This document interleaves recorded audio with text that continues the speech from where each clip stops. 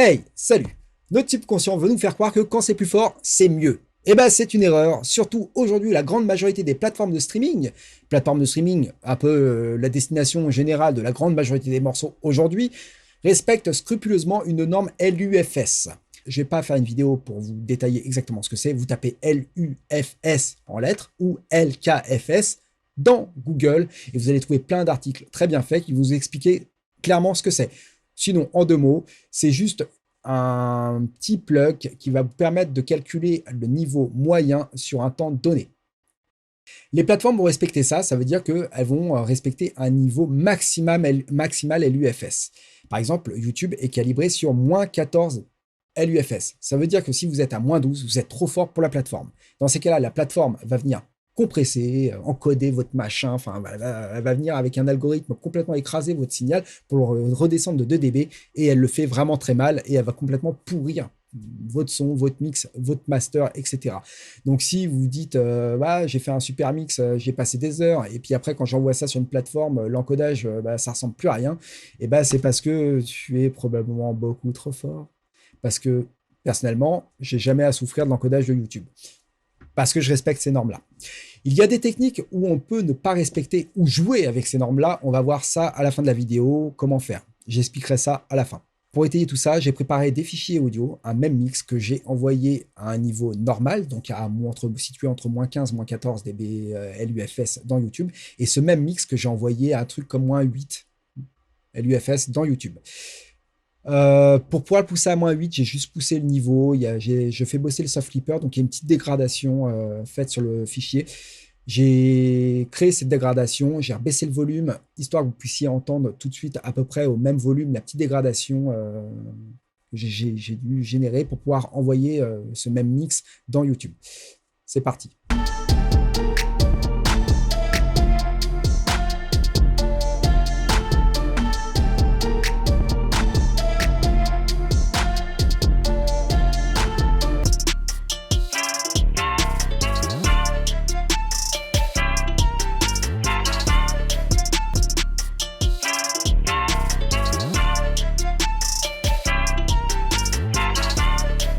Et ouais, il y en avait deux en fait. J'ai pris 2 extraits. Alors, pour l'envoi dans YouTube, j'ai envoyé donc mon mix, ma sortie de master enfin c'est pseudo-master, hein, mais à -14, entre -14 et -15, et ce volume que vous avez entendu après, enfin cette version que vous avez entendue après, où j'ai baissé le volume pour que vous puissiez l'entendre là maintenant au même volume. Sinon, ça part vraiment beaucoup plus fort dans YouTube. J'ai créé 2 vidéos que vous pouvez pouvoir trouver dans le descriptif en dessous. Et d'ailleurs, on part dessus. Donc ces 2 vidéos-là, vous allez pouvoir les trouver dans le descriptif en dessous. Vous avez la version normale qui comporte les mix normaux et donc la version trop fort, donc la version avec un LUFS beaucoup plus élevé. Ce que vous pouvez voir à l'écran ici, c'est ce qu'on appelle un LUFS meter. Là, c'est WLM meter de Waves.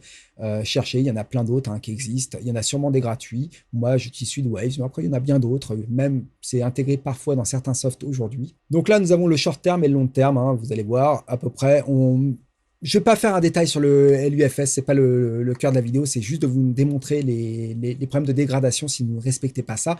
Et après, on verra justement comment est-ce qu'on peut passer outre ça. Je vous montre un petit tips là sur YouTube que peu de monde connaissent. Vous cliquez bouton droit en bas dans la petite barre de tâches de YouTube et vous faites stats pour les nerds. Voilà, et tac, ça va vous ouvrir ici. J'avais fait une copie ici, on va le faire ici aussi.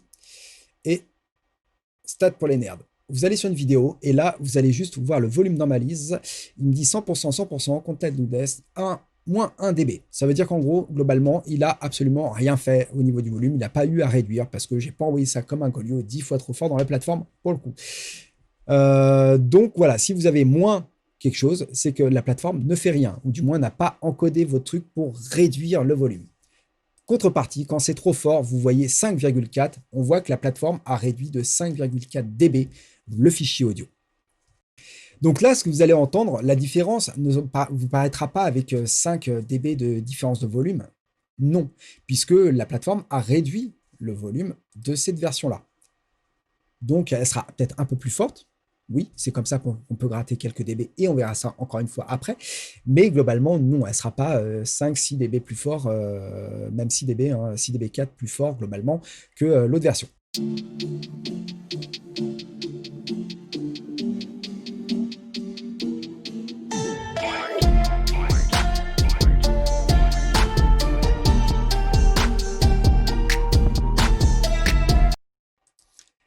version trop forte, maintenant.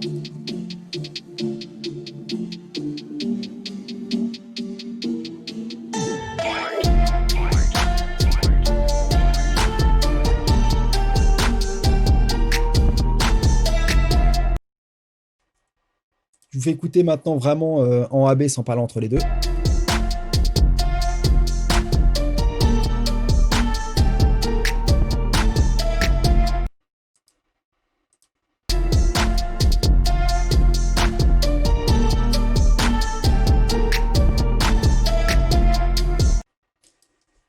Alors, la dégradation, elle est là, on entend la petite la nuance entre les deux. Après, est-ce que c'est une catastrophe?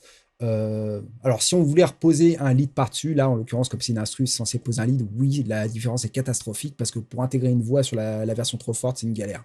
Et on aura un truc assez moyen. Alors que sur la première version, même avec le MP3 encodé de YouTube, il y a moyen d'avoir quelque chose de vraiment pas mal, sans avoir besoin du multi, sans avoir besoin de refaire le mix. Cette dégradation, elle est présente, elle n'est pas non plus... voilà, faut la nuancer. Parce que le mix, à la base, ne comporte pas trop d'erreurs. Après, c'est pareil. Aussi, on est un peu sur un mix grosse Bertha avec un gros bas comme ça, un peu saturé. J'ai été mixé ça comme ça. J'avais envie d'un truc un peu lourdeau au niveau du son. Donc, c'est vrai que y a un mix qui est quand même très, très stable, très écrasé, très grosse Bertha. Le fait de lui remettre une couche par-dessus, c'est peut-être un peu trop, mais ça va, ça va, ça va. On n'est pas dans quelque chose de trop catastrophique. Je vous fais écouter maintenant une version d'un autre morceau avec un mix qui est beaucoup plus sautillant.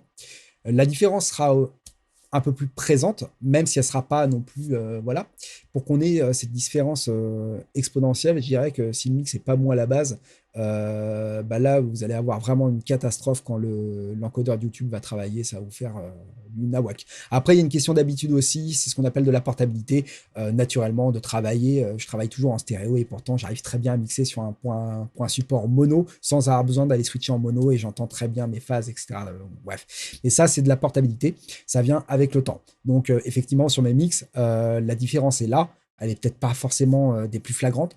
Bien que sur la chaîne, il y ait quelques prods qui traînent où l'encodeur a fait super mal. En l'occurrence, je voulais un truc Unweighted 808. Allez voir celle-là, vous cliquez dessus sur la chaîne.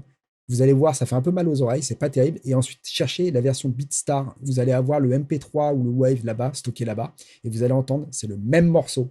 Et là, pour le coup, c'est moi qui ai fait pas terrible. Mon mix n'est pas très bien équilibré à la base, il y a des petits problèmes d'équilibre. Et là, l'encodeur a fait super mal. Et ça, c'est dû au fait que le mix soit moins bon.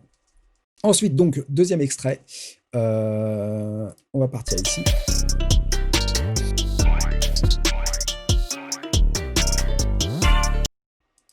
Ok. On va passer sur la version trop forte.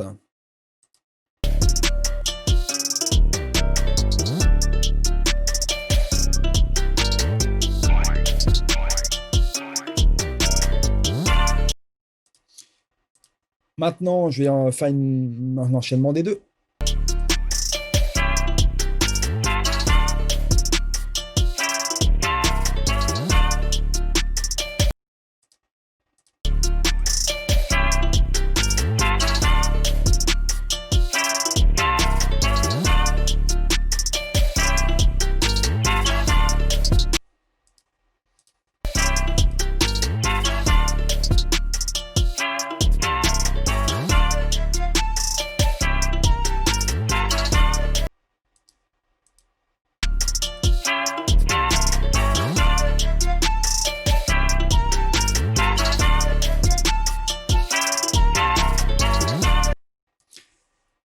Donc, on perd quand même beaucoup de nuances. La différence est encore une fois pas catastrophique. Je vous invite à aller voir justement l'autre que je vous parlais. Vous allez avoir une différence beaucoup plus flagrante. Après, j'ai pas pu le faire là parce que je n'ai pas, j'ai pas accès là maintenant tout de suite au moment où je fais la vidéo au multi pour pouvoir vous ressortir tout ça. Bon bref, enfin pouvoir rectifier les. Bon bref, c'est pas grave, on s'en fout. Ces vidéos-là, je vous rappelle, vous pouvez les trouver dans le descriptif en dessous. Maintenant, comment passer outre ces normes ou du moins jouer avec? Par contre, si dans un premier temps, tu galères déjà à sortir un mix qui sonne à -14 ou un master, enfin un truc masterisé à -14, euh, reste à -14 pour l'instant. La phase d'après, ce sera après, quoi. Voilà. Si déjà la base ça fonctionne pas, c'est pas en mettant une surcouche que ça sera mieux. Parce que si tu utilises ce que je vais te donner après, ça te fera pas progresser. Tu auras juste l'impression que c'est un peu mieux parce que c'est plus fort, mais globalement, ça sera toujours aussi moisi. Donc, fais en sorte de travailler proprement et de réussir à faire des choses qui sonnent à -14. Et après, tu pourras jouer avec ça et pouvoir obtenir le son de prod pro avec ce petit 2 dB en plus qu'on a l'impression d'entendre, qui est là sans vraiment être là, parce qu'en réalité, il n'est pas vraiment là, mais en jouant avec l'algorithme de l'encodeur. Pour faire ça, il utilise un plug, enfin moi j'en connais qu'un, il y en a sûrement d'autres, qui s'appelle Streamliner. C'est un plug qui on va ouvrir sur son master, en mastering par exemple, et il va simuler l'encodage de la plateforme. Ça veut dire que si on rentre trop fort, on va lui dire je veux pour l'encodage YouTube, il va nous donner dans le monitoring le son post-encodage de la plateforme.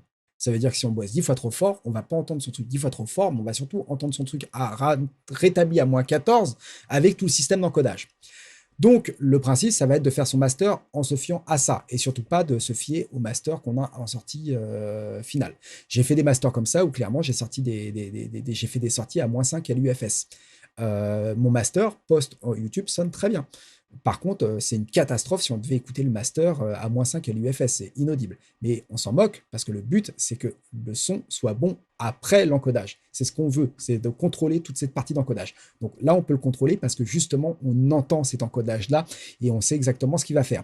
Donc ce mix-là, après, on le sort avec un niveau 10 fois trop élevé et on l'envoie dans la plateforme avec ce niveau 10 fois trop élevé que cette plateforme va réduire pour nous donner ce qu'on avait exactement entendu approximativement en sortie mix. C'est magique, c'est une solution, et voilà comment est-ce qu'on va pouvoir avoir ce 2-3 dB de plus sur un truc pro que sur un truc amateur de quelqu'un qui n'utiliserait pas ce type de plug. Je le rappelle encore une fois, si vraiment vous avez des problèmes pour faire sonner des choses à -14 en respectant déjà une norme LUFS, parce que la norme LUFS, c'est pas quelque chose de, c'est pas un bâton dans les roues, bien au contraire, c'est quelque chose qui va vous permettre de vraiment progresser en termes de mix. Donc c'est une très très bonne chose.